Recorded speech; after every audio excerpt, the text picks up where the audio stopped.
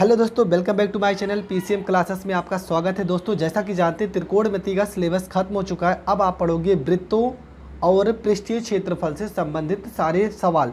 तो class 10th में जितने भी इंपॉर्टेंट क्वेश्चन है, फार्मूले, उन सारे फार्मूलों को आज हम बताने जा रहे हैं। अगर आप ये वीडियो देखते हैं तो आपका जो पृष्ठीय क्षेत्रफल है और वृत्त, ये 100% आपका क्लियर हो जाएगा। ठीक है, तो हमारा जो पहला फार्मूला है वो है वृत्त की परिधि। या तो परिधि पूछेगा या परिमाप पूछेगा, दोनों एक ही चीज़ है। इसका फार्मूला होता है 2πr।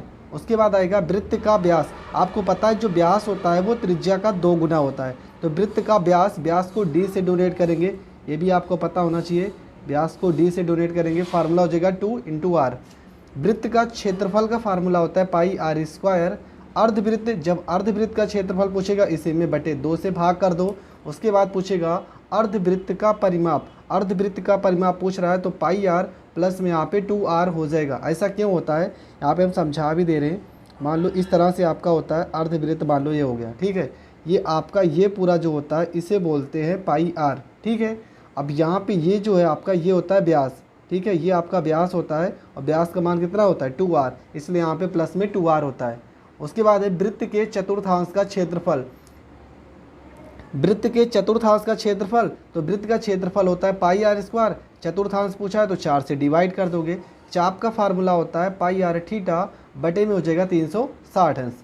इसके बाद आएगा लघु त्रिज्यखंड का क्षेत्रफल का फार्मूला होता है πr² θ अपान में 360 अंश। दो संकेंद्रीय वृत्तों का क्षेत्रफल होता है, मतलब ऐसा क्वेश्चन होगा जिसमें दो वृत्त की त्रिज्याएं दी होंगी, उसका फार्मूला हो जाएगा πr1 का स्क्वायर, ये बड़ा वाला आर रहेगा, बड़ी वाली त्रिज्या, और ये छोटे वाले आर का स्क्वायर हो जाएगा।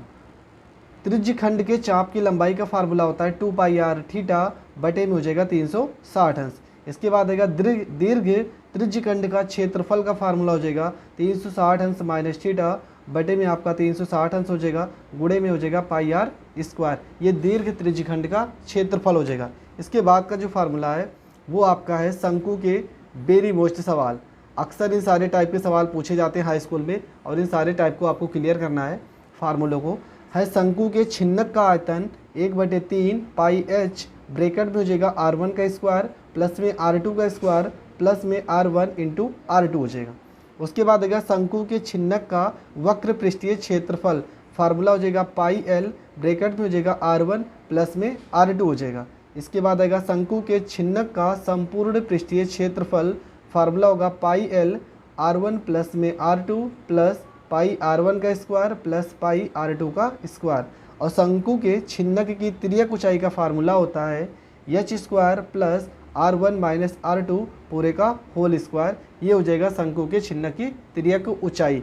तो ये वृत्त और शंकु के फार्मूलों को देखा। अब और फार्मूलों को देखते हैं पृष्ठीय क्षेत्र। तो घनाभ का फार्मूला क्या हो जाएगा? घनाभ का आयतन का फार्मूला होता है लंबाई गुणे चौड़ाई गुणे ऊंचाई, जहाँ पे लंबाई को हम यल से भी डोनेट कर सकते हैं, चौड़ाई आपका ब्रीथ होता है, और ऊंचाई के लिए यहाँ पे एच भी लिख सकते हैं। ये हो जाएगा घनाभ के आयतन का फार्मूला। घनाभ का पृष्ठीय क्षेत्रफल का फार्मूला होता है 2 ब्रैकेट में लंबाई इंटू चौड़ाई प्लस चौड़ाई इंटू ऊंचाई प्लस लंबाई इंटू ऊंचाई। ये हो जाएगा घनाभ का पृष्ठीय क्षेत्रफल का फार्मूला हो जाएगा।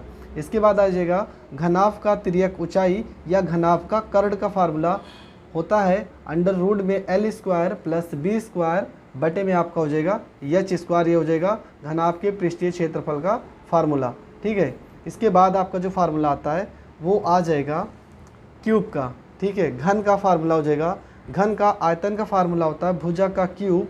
घन का पृष्ठीय क्षेत्रफल का फार्मूला हो जाएगा 6 × भुजा का स्क्वायर, और घन का तिर्यक ऊंचाई का जो फार्मूला हो जाएगा वो हो जाएगा √3 × भुजा। ये घन की तिर्यक ऊंचाई या कर्ण का फार्मूला हो जाएगा। अभी भी कुछ फार्मूले हैं उनको भी समझते हैं। फार्मूला आता है बेलन का सिलेंडर का, जिसमें बेलन का आयतन का फार्मूला हो जाएगा πr²h।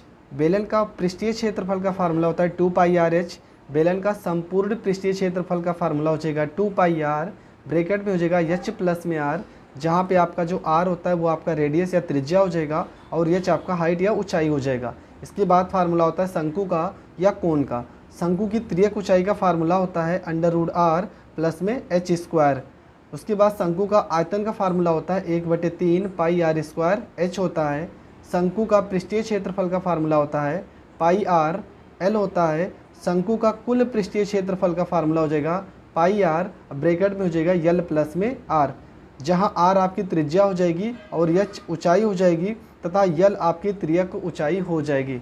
इसके बाद लास्ट आपका आता है गोला, और गोला का आयतन का फार्मूला होता है 4/3 पाई आर क्यूब होता है। और उसके बाद आएगा गोले का पृष्ठीय क्षेत्रफल का फार्मूला हो जाएगा 4 पाई आर स्क्वायर। यहीं पे अगर अर्धगोले का फार्मूला होता, अर्धगोले के आयतन का फार्मूला, तो इस 4 की जगह पे 2/3 कर देते और ये आपका पाई आर का क्यूब हो जाता। किसका? अर्धगोले का आयतन का फार्मूला 2/3 पाई आर क्यूब हो जाता। और अर्धगोले का अगर पृष्ठीय क्षेत्रफल पूछा होता, अर्धगोले का पृष्ठीय क्षेत्रफल का फार्मूला 4 का आधा क्या हो जाएगा 2 पाई आर स्क्वायर हो जाएगा। ये अर्धगोले का पृष्ठीय क्षेत्रफल का फार्मूला हो जाएगा। एक फार्मूला होता है अर्धगोले का संपूर्ण पृष्ठीय क्षेत्रफल का फार्मूला। ठीक है, इस फार्मूले को समझते हैं।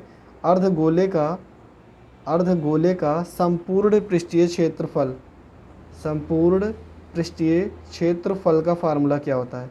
ठीक है, तो अर्धगोले के संपूर्ण पृष्ठीय क्षेत्रफल का फार्मूला होता है 3 पाई आर स्क्वायर। ये हो जाएगा अर्धगोले के संपूर्ण पृष्ठीय क्षेत्रफल का फार्मूला। तो दोस्तों ये सारे के सारे फार्मूले आपके वेरी इंपॉर्टेंट है, और इसी फार्मूलों से ही हम सारे के सारे पृष्ठीय क्षेत्रफल और वृत्त के सवाल को कर सकते हैं। आपको इन सारे फार्मूलों को तैयार कर लेना है, ताकि जब मैं वीडियो बताऊं तो आपको हर एक फार्मूले अच्छे से कॉन्सेप्ट में समझ में आए। तो आज के लिए बस इतना ही, मिलेंगे नेक्स्ट वीडियो में। तब तक के लिए जय हिंद, जय भारत।